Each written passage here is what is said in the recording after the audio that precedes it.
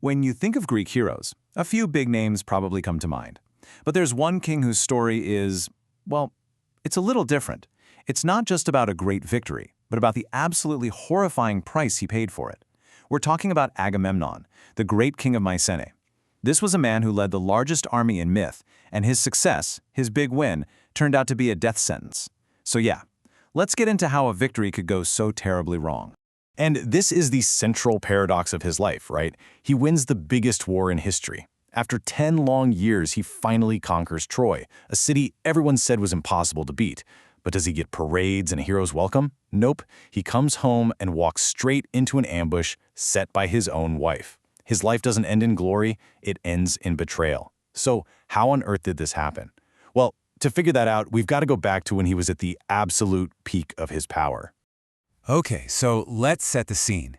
Agamemnon is the big boss. He's the commander-in-chief of all the Greek forces, what they called the Achaeans. We're talking about a seriously powerful monarch, the very image of kingly authority. He's the guy who calls all the other princes to war, he leads the charge, and he's considered a pretty skilled warrior himself. But, and this is a big but, his greatest strength also turned out to be his biggest weakness. You know, if you look at the old stories, they're all pretty clear about his defining flaw. It wasn't that he was a coward or a bad general. His problem was hubris, that deadly, arrogant pride. He just had this massively inflated opinion of his own importance, and that pride, it made him make some truly disastrous decisions. The best example of this, the one that really shows you who he was, is his huge clash with his #1 warrior, Achilles. So here's what went down. Agamemnon is forced to give up his own war prize, a woman named Chryseis. But instead of just taking the loss, what does he do? He goes and takes Achilles' prize, a captive named Briseis, just to make up for it. In his mind, he's the king, it's his right. But for Achilles, this was a massive slap in the face, a huge insult to his honor. And just like that, with one incredibly arrogant move, Agamemnon pitted the army's authority against its most valuable soldier. And the fallout from this was, well, catastrophic. Achilles was furious. He completely withdraws from the war and takes his elite soldiers, the Myrmidons, with him. And suddenly, without their superstar warrior, the Greeks just start getting pummeled. They're pushed all the way back to their ships on the very brink of defeat. Agamemnon's pride nearly cost him the entire war. But here's the kicker. The real trouble, the stuff that would actually get him killed, started way before he ever set foot on Trojan soil. To even get to Troy, he was faced with an absolutely unthinkable choice. Picture this. The entire Greek fleet, hundreds of ships, are all ready to sail from a port called Aulis. And then, the wind just dies, completely. The ships are dead in the water, and this massive army is going nowhere. And this wasn't just bad weather, oh no. This was the wrath of a goddess. So why was the goddess Artemis so mad? Well, the myths give us a couple of different reasons. One story says she was just horrified by the sheer scale of the slaughter that was about to go down in Troy. But other stories make it more personal. They say Agamemnon killed one of her sacred animals and then, in his typical haughty way, bragged that he was just as good at hunting as she was. I mean, you just don't say that to a goddess. Whatever the cause, she demanded a terrible price to let the winds blow. And the price was just horrifying. The prophet Calchas tells him what it is, the sacrifice of his own daughter, Iphigenia. Can you even imagine? Agamemnon is trapped. He can either abandon the war and his honor as commander, or he can sacrifice his own child. And what did he choose? He chose the war. He chose his ambition.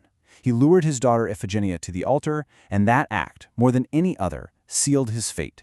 It was an atrocity his wife, Clytemnestra, would never forgive. But believe it or not, even this horrible act wasn't the beginning of his family's story of bloodshed. The sacrifice of a daughter, the betrayal of a wife. To really understand Agamemnon's tragedy, you have to realize he was born into a family already soaked in blood. He was a descendant of the house of Atreus, a dynasty haunted by a generational curse, where each generation was pretty much doomed to commit unspeakable acts against their own kin. Seriously, this family tree is like a roadmap of inherited violence. Look where it all begins, with his great-grandfather Tantalus, who committed the heinous crime of serving his own son to the gods for dinner. That son, Pelops, was restored, but then he created his own curse by murdering the man who helped him win his wife. From there, the horror just escalates. Agamemnon's own father, Atreus, murdered his brother's sons and then fed them to him. So this is the legacy Agamemnon inherited, a destiny of betrayal that seemed impossible to escape. So, with his cursed history hanging over him, Agamemnon finally sails for home after 10 long years of war. He is the victor, bringing with him the spoils of war, including the doomed Trojan princess Cassandra. He expects to be hailed as a conquering hero. He is tragically mistaken. While he was away fighting for his brother's honor, his own home had become a viper's nest. His kingdom, his throne, and his wife had been stolen by his most hated rival, and a plot for his murder had been patiently waiting for a decade. His wife, Clytemnestra, had never forgiven him for the sacrifice of their daughter Iphigenia.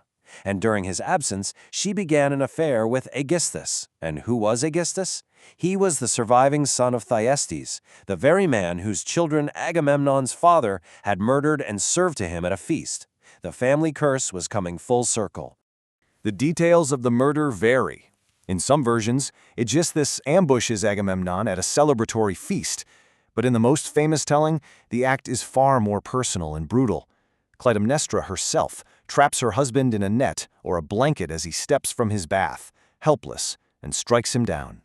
Her motives were a potent, overlapping cocktail of rage and ambition. First and foremost was revenge for their daughter Iphigenia. Added to that was jealousy over Cassandra, the new woman Agamemnon brought into her home. And finally, there was her affair with Aegisthus, who had his own deep-seated need for vengeance against the son of Atreus. Personal grievance, political power, and the family curse all culminated in this one bloody act. But Agamemnon's death wasn't the end of the story. In the world of Greek tragedy, blood demands more blood. His murder was simply the catalyst for the next, equally violent chapter in the saga of the House of Atreus. The cycle of vengeance had to continue. Agamemnon's surviving children, his son Orestes and daughter Electra, were now bound by duty to avenge their father. This meant they were faced with an impossible command: to kill their own mother, Clytemnestra, and her lover, Aegisthus. Orestes eventually carries out the matricide, and for his crime, he is hounded by the Furies, those terrifying goddesses of vengeance. But his story ends differently. In a great trial, with the goddess Athena presiding, he is finally absolved. His absolution purges the spiritual stain of guilt from the house of Atreus, bringing the generations-long curse to a final end. And this leaves us with the ultimate question at the heart of Agamemnon's story. Was he merely a pawn in a cursed lineage, doomed from birth to a tragic end?